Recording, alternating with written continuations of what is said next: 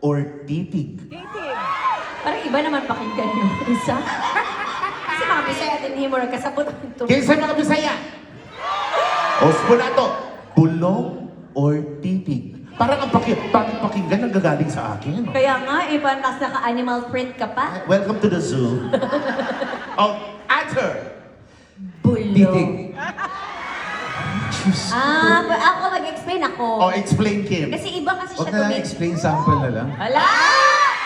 Ay, para maiba, tama siya. Oh, umpisahan natin sa sino mag-aak ng bulong. Kasi Oh, kaya ikaw. yung bulong. Okay, bulong. Ak. Ay, super.